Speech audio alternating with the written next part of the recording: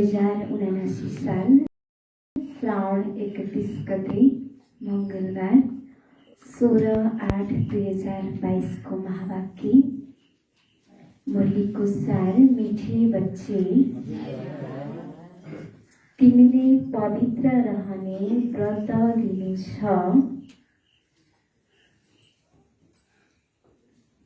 तिमीले पवित्र रहने व्रत लिनु छ। बाँकी निर्जल रहने,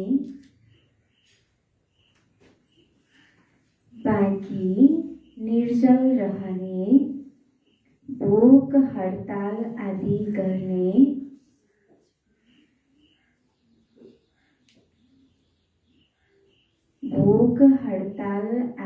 गर्ने, आवश्यकता छैन।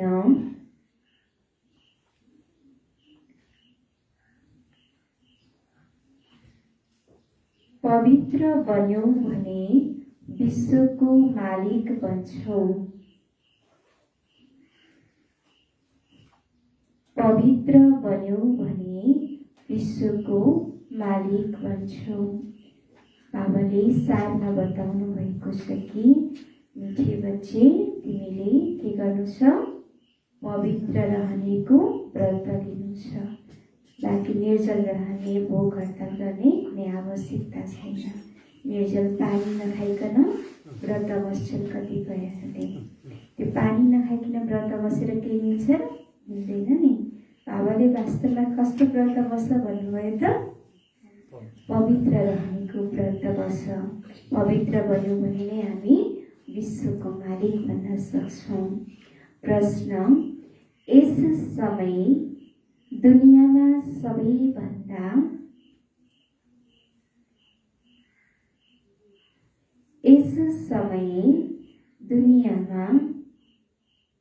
सबैभन्दा राम्रा को हुन् र कसरी?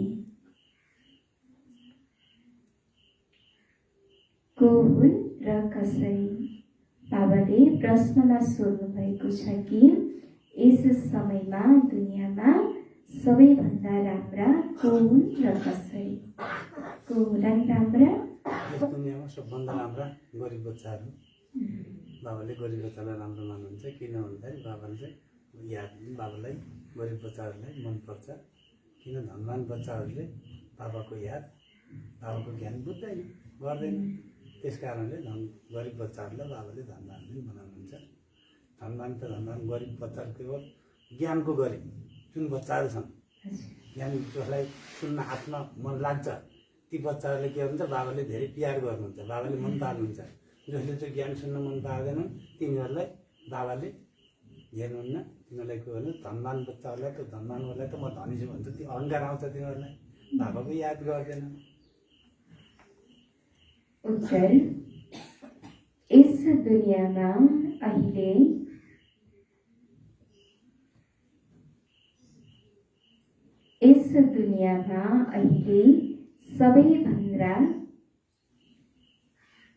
सबैभन्दा राम्रा गरिब हुन्।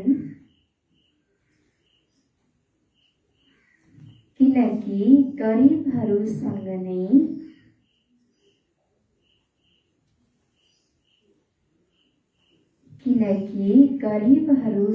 नै बाबा आएर मिल्नुहुन्छ।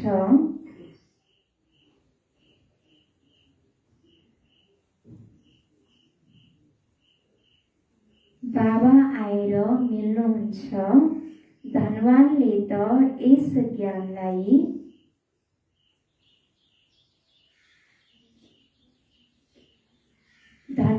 त यस ज्ञानलाई सुन्दा पनि सुन्दैनन्।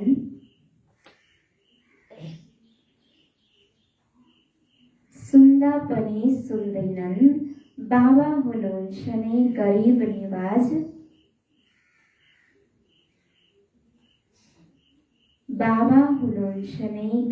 निवाज। गरिबहरूलाई नै धनवान बनाउनुहुन्छ।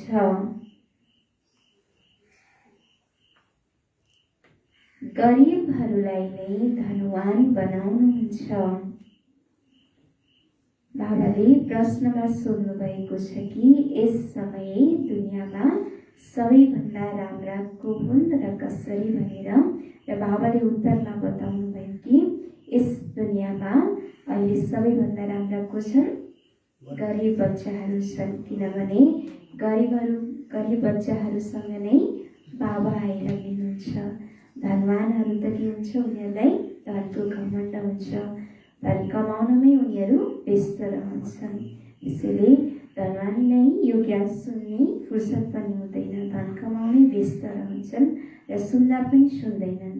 र बाबा हुनुहुन्छ नै गरिब निवास बाबा आएर हामी गरिब बच्चाहरूलाई नै के बनाउनुहुन्छ? धनवान बनाउनुहुन्छ। गीत आज के इंसान को। ओम शान्ति। बच्चाहरूले गीत सुन्यौ, त्यो दैवी प्यार हो जसलाई ईश्वरीय प्यार भनिन्छ। अहिले ईश्वरले प्यार सिकाउनुहुन्छ, कसरी एक अर्कालाई प्यार गर्नुपर्छ।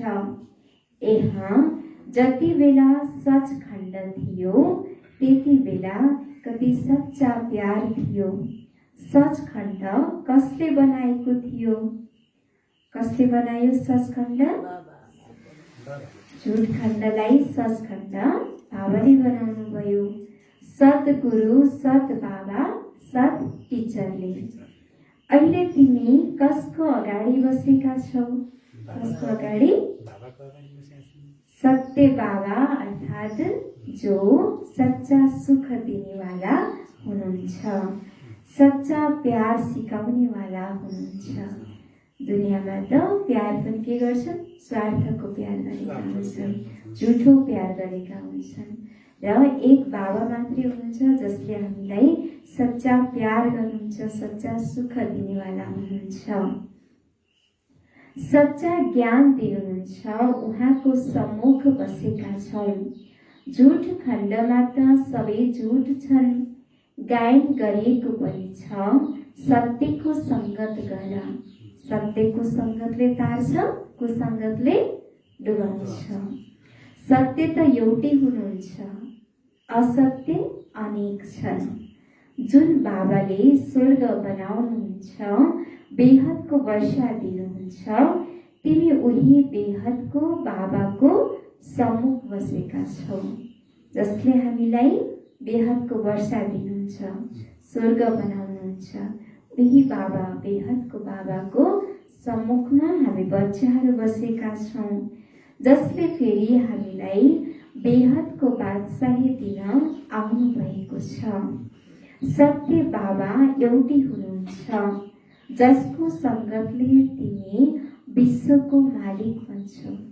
एक बाबाको सङ्गतमा हामी के बन्छौँ? विश्वको मालिक बन्छौँ। भक्तिमा पहिला सुरुमा एक मात्र शिव बाबाको सच्चा भक्ति हुन्छ। त्यसलाई नै सच्चा अव्यभिचारी भक्ति भनिन्छ। जब द्वापर युगको सुरुवात हुन्छ त्यति बेला केवल शिवको मात्रै, सुरुमा शिवको मात्रै पूजा हुन्छ र त्यसलाई अव्यभिचारी भक्ति भनिन्छ। र फेरि भक्ति पनि बिस्तारै बिस्तारै गर्दै गर्दै नम्बरवार हुन थाल्छ। शिवको पछि फेरि श्रीकृष्णको हुन्छ, फेरि लक्ष्मीनारायण, राम, सीता, गणेश, हनुमानको गर्दै गर्दै भक्ति पनि नम्बरवार हुन्छ। बाबाले बसेर तिमी बच्चाहरूलाई सारा चक्रको ज्ञान सुनाउनुहुन्छ। पहिला सुरुमा एक शिव बाबाको भक्ति थियो, जसलाई अव्यभिचारी भक्ति भनिन्छ। फेरि अहिले पनि बाबाले तिमीलाई सच्चा ज्ञान सुनाउनुहुन्छ, झुटो भक्तिबाट छुटाउनुहुन्छ। सच्चा बाबाद्वारा तिमीले ज्ञान सुनिरहेका छौ। तिमीलाई थाहा छ यो सत्यको सङ्गतले हामीलाई स्वर्गमा लैजान्छ। सत्यको सङ्गतले हामीलाई कहाँ लैजान्छ? स्वर्गमा। सच्चा ज्ञानबाट नै बेडा पार हुन्छ र जसले झुटो ज्ञान सुनाउँछ त्यसबाट बेडा डुब्छ।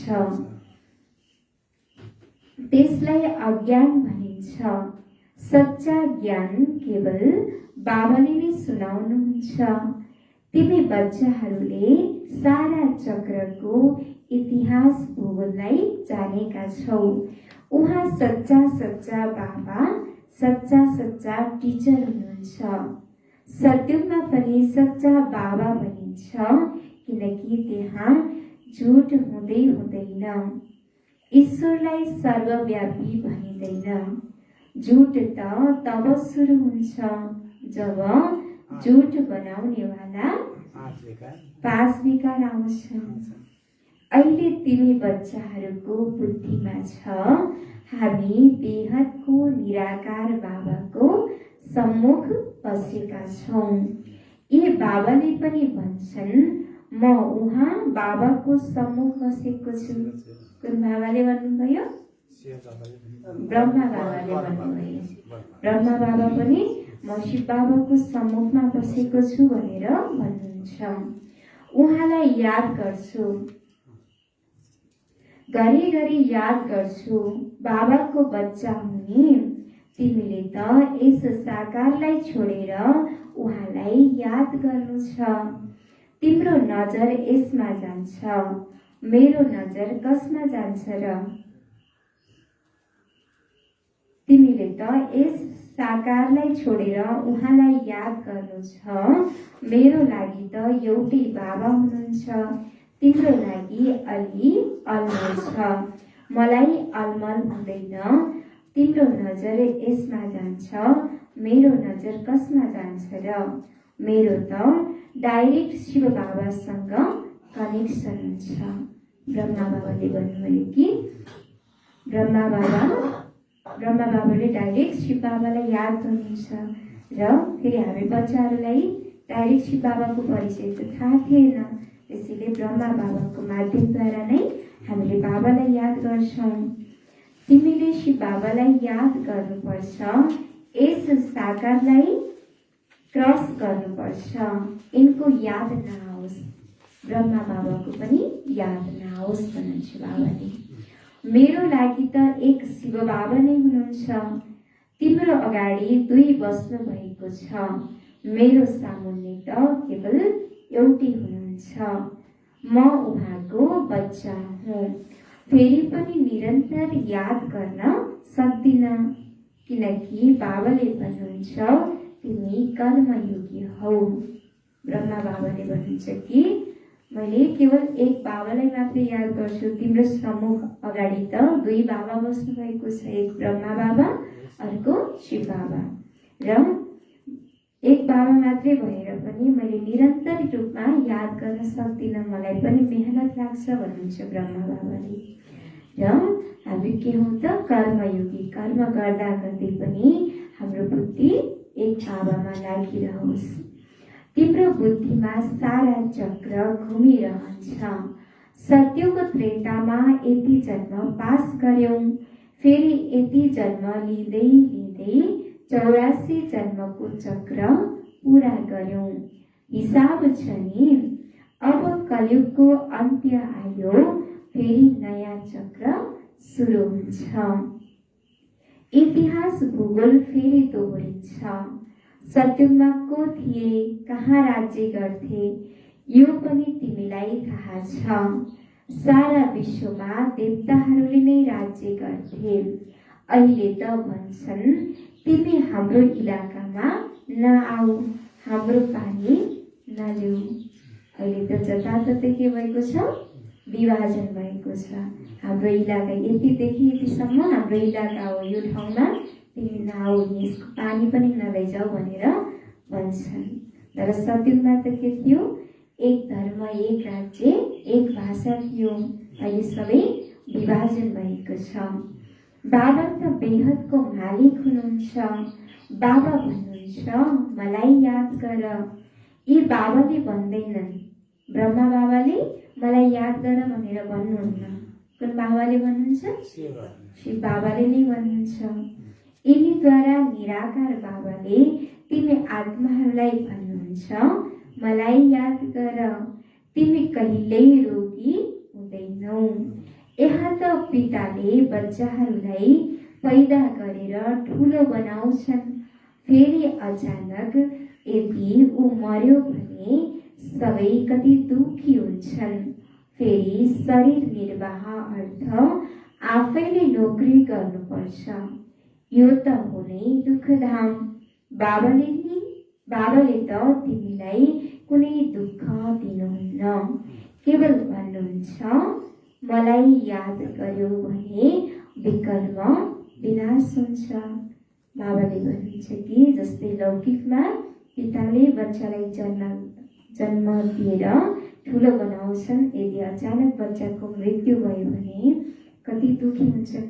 भविष्यमा हामीलाई हेर्ने, हाम्रो रेखदेख गर्ने यही बच्चा हो भन्ने उनीहरूलाई दुःख हुन्छ। तर कतिपय बच्चाहरू अब बिचमा अकालमा मृत्यु भएका हुन्छन्।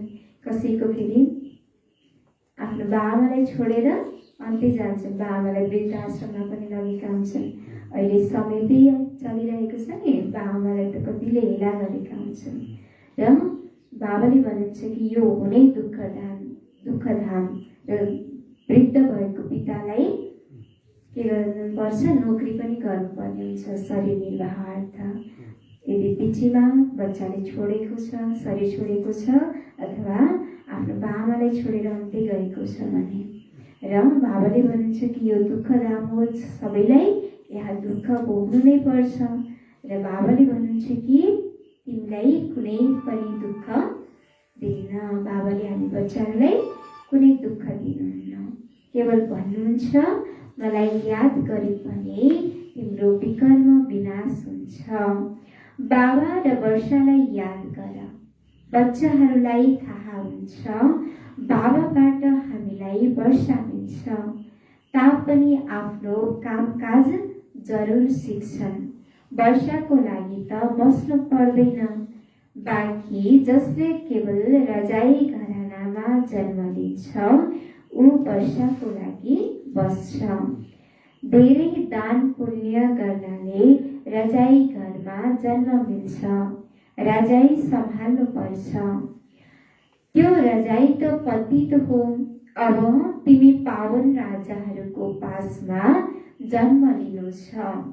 लक्ष्मी नारायणको घरमा वा सूर्यवंशीको रजाईमा जन्म लिनु छ। त्यहाँ कुनै प्रकारको दुःख हुँदैन, सबै दुःखबाट छुट्छौ। बाबा आएर धैर्य दिनुहुन्छ, अब यो अन्तिम जन्म हो। तिम्रो त जन्म जन्मान्तरदेखि यस्तो हालत हुँदै आएको छ। बच्चाहरू गिर्दै आएका छन्। दुःखधाम सुखधाम कहाँबाट आओस्? यहाँ त दुःख धेरै छ। सुख अल्पकालको मिल्छ। हुन त ठुला ठुला मानिसहरू छन्, उनीहरूलाई पनि दुःखै छ। यस समयमा जो गरिब छन् ती सबैभन्दा ठिक छन्। बाबा आउनु भएको नै छ गरिबहरूलाई धनवान बनाउन। बाबाले भन्नुहुन्छ कि यो समयमा जो गरिब बच्चाहरू छन् ती बच्चाहरू नै सबैभन्दा ठिक छन्। धनवान उनीहरूलाई त के छ त सबै कुराको सुविधा भएर पनि मनमा शान्ति हुन सकेको छैन। कतै चोरले लुटेर लाने हो कि भन्ने कति चिन्ता हुन्छ। उनीहरूलाई दुःख नै दुःख छ। त्यसैले बाबाले भन्नुहुन्छ कि गरिब बच्चाहरू नै सबैभन्दा ठिक छन्। दान पनि गरिबहरूलाई नै दिन्छ, सबै साधारण छन् नि। बाँकी जो लखपति छन्, जसको पासमा करोडौं रुपैयाँ छ, जतिसुकै उनीहरूलाई सम्झाऊ फेरि पनि आफ्नो धनको कति अभिमान हुन्छ। बाबा भन्नुहुन्छ यस्तालाई के धन दिनु छ? म त हुनै गरिब निवाज। यस्ता कन्या माताहरूले नै ज्ञान दिन्छन्। कन्याको कति मान छ, सबैले उनीहरूलाई पुज्छन्। फेरि विवाह गरेपछि पुजारी बन्छन्। हामी आधा कल्प पूज्य फेरि आधा कल्प पुजारी बन्यौं। कन्या त यस जन्ममा नै पुजारी बन्छन्, कति पावल छन्। विवाह गर्नाले नै पुजारी पतित बन्छन्। पतिलाई परमेश्वर सम्झेर ढोकिरहन्छन्, उसको अगाडि दासी बनेर बस्छन्। बाबा आएर दासीपनबाट छुटाउनुहुन्छ। बच्चाहरूको वृद्धि भइरहन्छ, तिमीले सम्झाउन सक्छौ। हामी प्रजापिता ब्रह्माका बच्चा शिव बाबाका नाति नातिना हौ। उहाँको सम्पत्तिमा हाम्रो हक लाग्छ। उहाँको सम्पत्ति छ बेहदको। विश्वको मालिक बनाउनुहुन्छ। बाबाको आदेश छ, म एकलाई याद गर्यो भने मैले सत्य भन्छु, तिमी नारीबाट लक्ष्मी बन्छौ। बाबाले के आदेश दिनुभएको छ? म एकलाई याद गर्छु भने मैले तिमीलाई नारीबाट लक्ष्मी, नरबाट नारायण बनाउँछु। यसमा कुनै व्रत उपवास गर्नु, भोकै रहनु पर्दैन। पहिला तिमीले धेरै व्रत उपवास गर्थ्यौ, 7 दिन खाना खाँदैनथ्यौ। सम्झन्छन् व्रत उपवास गर्नाले कृष्णपुरीमा जान्छौं। वास्तवमा सच्चा व्रत हो पवित्र रहने। उनीहरू त हातले भोकै रहन्छन्। तिमी बच्चाहरूले कुनै पनि भोक हडताल आदि गर्नु छैन। हो, तिमीले पावन बन्ने हडताल गर्नु छ। मैले सबैलाई पावन बनाउँछु। तिम्रो धन्दा नै यही हो। बाँकी निर्जल रहनु, खाना नखानु, यसबाट केही हुँदैन। पानी पनि नपिकन, खाना पनि नखाइकन व्रत बसेर केही पनि फाइदा हुँदैन। जानुहुँदै शरीर कमजोर हुन्छ, गेस्ट्रिक बढ्छ। त्यसैले बाबाले भन्नुहुन्छ कि तिम्रो धन्दा हो पतितबाट पावन बनाउनु, पतितबाट पावन बन्नु र अरूलाई पनि बनाउनु। तिमीले केवल पवित्रताको प्रतिज्ञा गर। माताहरूलाई पति मरेमा धेरै दुःख हुन्छ। उनीहरूलाई गएर सम्झाउनु पर्छ। अहिले पतिहरूको पति आउनु भएको छ। उहाँले भन्नुहुन्छ, केवल मलाई याद गर्यो भने स्वर्गको मालिक बन्छौ। उहाँ त पतिहरूको पति, पिताहरूको बाबा हुनुहुन्छ। पति मरेका स्त्रीलाई ज्ञान सम्झाएर शिव बाबासँग सम्बन्ध जुटाउनु पर्छ। सम्झाउनु छ, तपाईँ किन रुनुहुन्छ? सत्युगमा त कोही पनि रुँदैनन्। यहाँ हेर, सबै रोइरहन्छन्। यहाँ सच्चा सच्चा देवताहरूको राज्य थियो। अहिले त एक अर्कालाई मार्ने कुट्ने गर्छन्। आसुरी राज्य हो नि। लक्ष्मी नारायणको चित्र धेरै राम्रो छ। यसमा सारा सेट छ। त्रिमूर्ति लक्ष्मी नारायण राधा कृष्ण पनि छन्। यो चित्र पनि कसैले देख्यो भने याद रहनुपर्छ। शिव बाबाले हामीलाई ब्रह्माद्वारा यस्तो बनाइरहनु भएको छ। घरमा साना साना बोर्ड बनाएर लेख। बेहदका बाबालाई जान्नाले तपाईले 21औं जन्मको लागि स्वराज्य पद पाउन सक्नुहुन्छ। बिस्तारै बिस्तारै धेरै मानिसहरू त्यो बोर्ड देखेर तिम्रो पासमा आउँछन्। बाबाले भन्नुहुन्छ कि यस्तो बोर्ड लेख कि बेहदको बाबालाई जान्नाले तपाईले 21 जन्मको लागि स्वराज्य पद पाउन सक्नुहुन्छ भनेर यस्तो बोर्ड लेख। र त्यो बोर्ड पढेपछि बिस्तारै बिस्तारै आउनेछन् भन्नुहुन्छ। तिमी रूहानी अविनाशी सर्जन हौ। को हौ? रूहानी अविनाशी सर्जन। रूहानी सर्जरीको कोर्स पास गरिरहेका छौ। बोर्ड लगाउनु पर्छ भन। उहाँ बाबालाई याद गर्नाले हामीलाई बेहदको बादशाही मिल्छ। बाबाले धेरै राम्रो प्रश्न लेख्नु भएको छ। बाबाका कति रूहानी बच्चाहरू छन्। बाल बच्चावाला हुने यसमा भाइ बहिनी दुवै आउँछन्। बाबाको पासमा आए भने सम्झाउँछु कति बिके छन्, कति धेरै बाल बच्चा छन्। बच्चा वृद्धि भइरहन्छन्।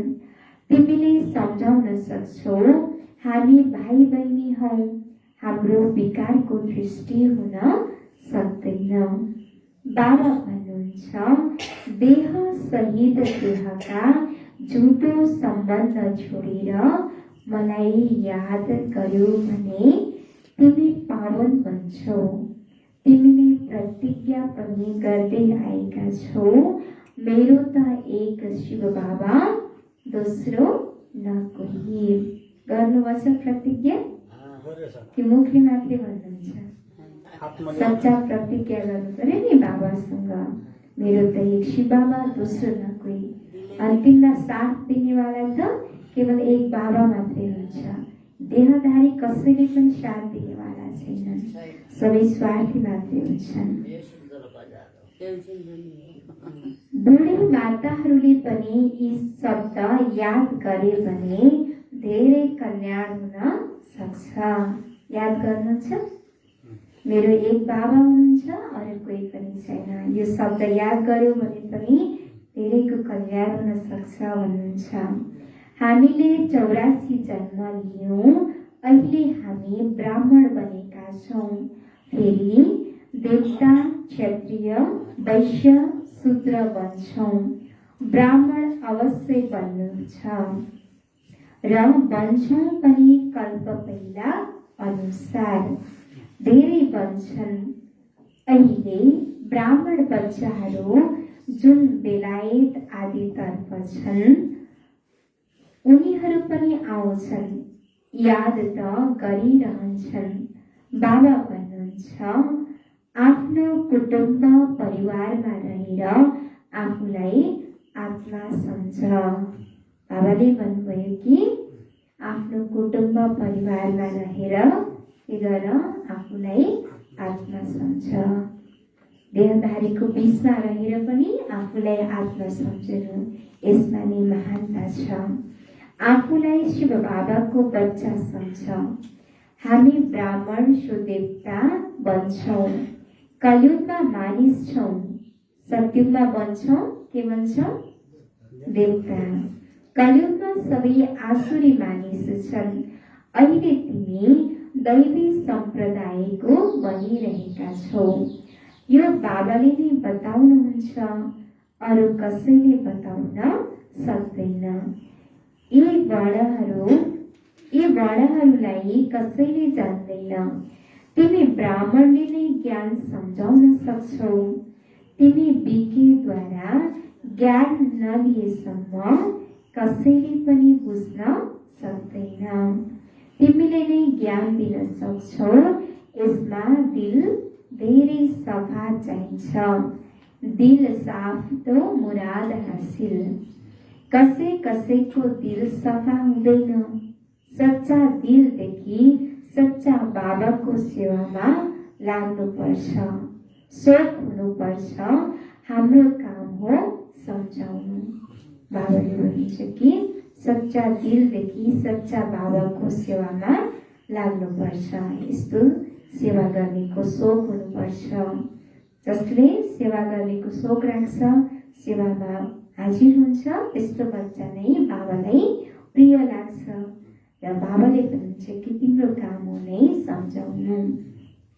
यो पनि जान्दछौ 128 सम्झायो भने कुनै एकको बुद्धिमा बस्छ। 1-2 जना निस्कन्छन् जो कल्प पहिला निस्केका थिए। बिके बनेको भए उही आउँछ। थाक्नु छैन, तिमीले मेहनत गरिराख, कुनै न कुनै निस्किन्छन्।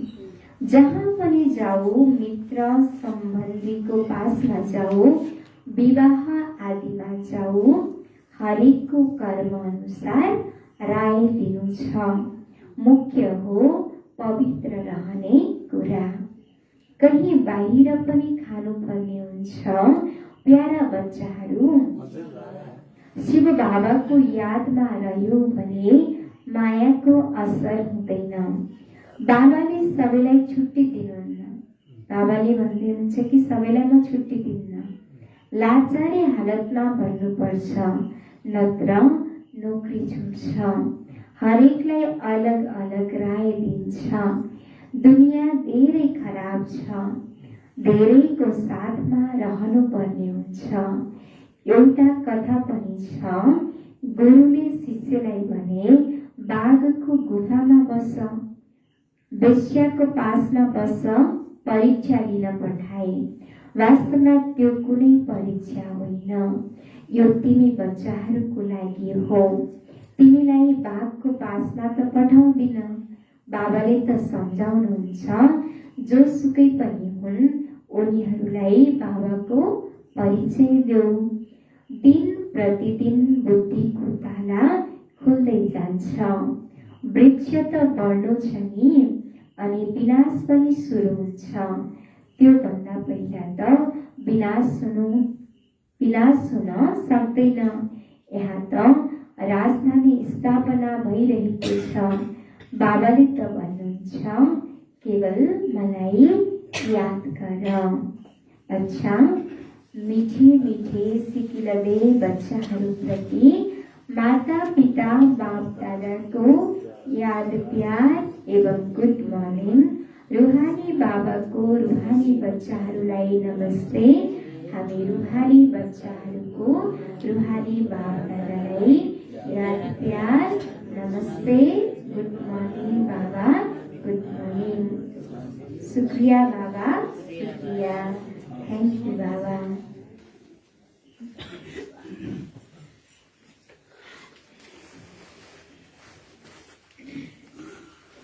धारणाको लागि मुख्य सार। पहिलो नम्बर, ज्ञानलाई धारण गर्नको लागि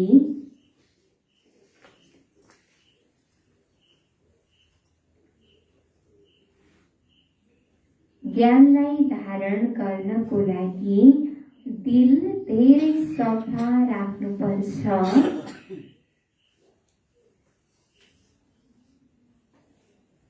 दिल धेरै सफा राख्नुपर्छ। सच्चा दिलबाट बाबाको सेवामा लाग्नुपर्छ।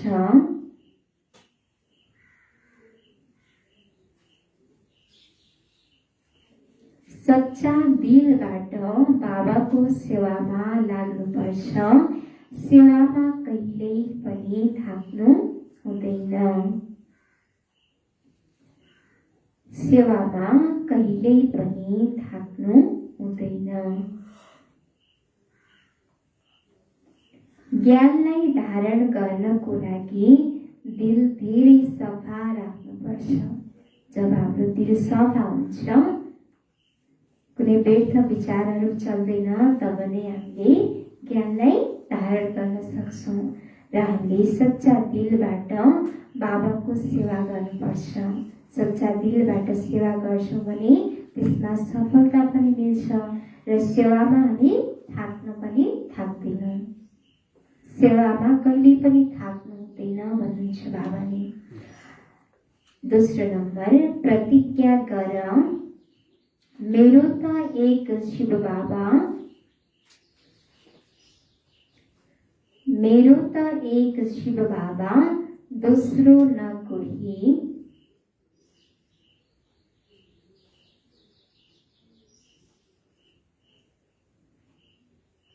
दोस्रो न कोही, देह सहित देहका, देह सहित देहका सबै झुटो सम्बन्ध छोडेर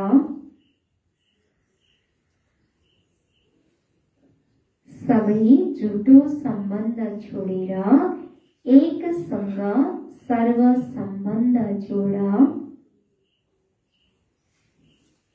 एकसँग सर्व सम्बन्ध जोड।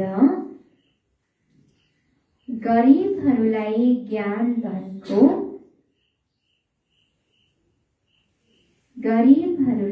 ज्ञान धनको दान देऊ।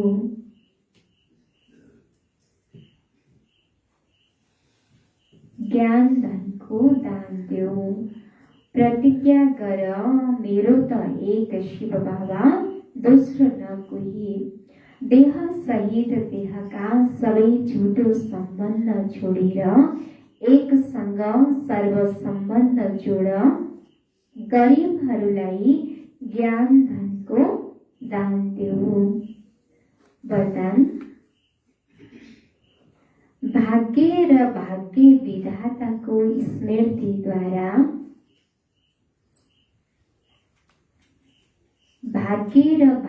विधाताको स्मृतिद्वारा सदा खुसी रहने र खुसी बाँड्ने सहज योगी भव।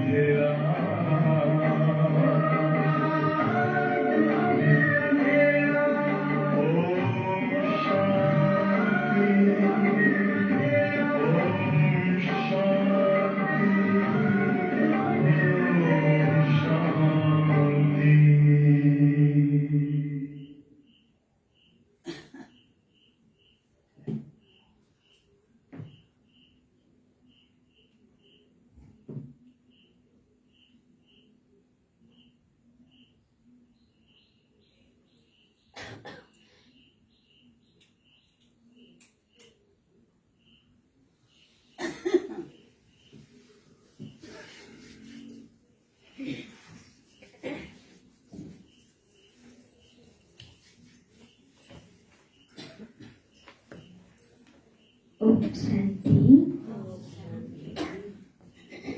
वरदान भाग्य र भाग्य विधाताको स्मृतिद्वारा सदा खुसी रहने र खुसी बाँड्ने सहज योगी भव। विस्तार। संगम युग खुशीको युग मौजको युग हो। संगम युग खुशीको युग मौजको युग हो। त्यसैले सदा खुसी रहेर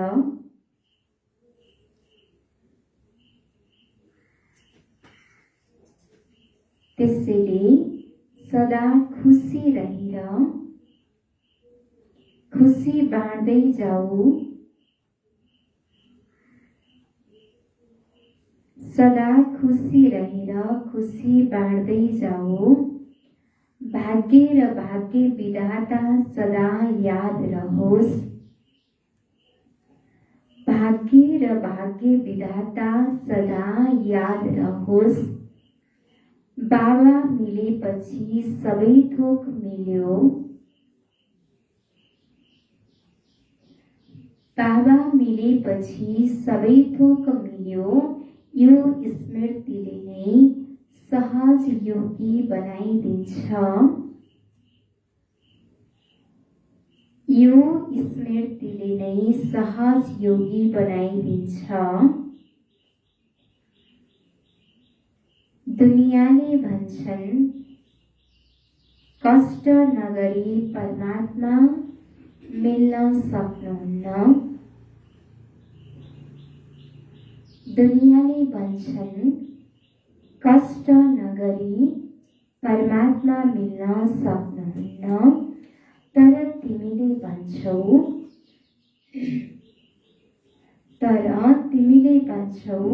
घर बसी बसी बाबा मिल्नुभयो। तर तिमीले भन्छौ घर बसी बसी बाबा मिल्नुभयो। जो सोचेको थिएन त्यो मिल्यो।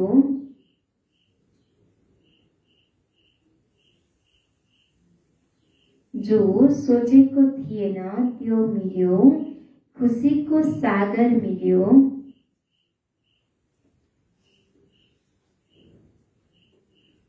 खुसीको सागर मिल्यो। यसै खुसीमा रहने गर।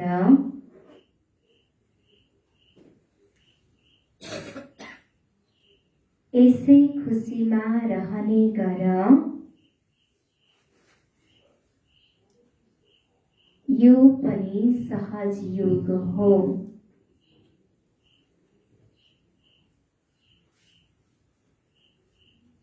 यो पनि सहज योग हो। फेरि सुनौ। संगम युग खुसीको युग मौजको युग हो। त्यसैले सदा खुसी रहेर खुसी बाँड्दै जाऊ। भाग्य र भाग्य विधाता सदा याद रहोस्। बाबा मिलेपछि सबै थोक मिल्यो। यो स्मृतिले नै सहज योगी बनाइदिन्छ। दुनियाँले भन्छन् कष्ट नगरी परमात्मा मिल्न सक्नुहुन्न। तर तिमीले भन्छौ घर बसी बसी बाबा मिल्नुभयो। जो सोचेको थिएन त्यो मिल्यो। खुसीको सागर मिल्यो। यसै खुसीमा रहने गर। यो पनि सहज योग हो। स्लोगन। शुद्धि र विधि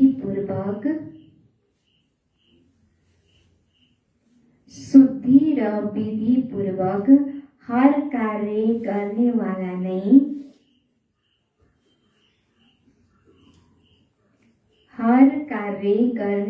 नै सच्चा ब्राह्मण हो।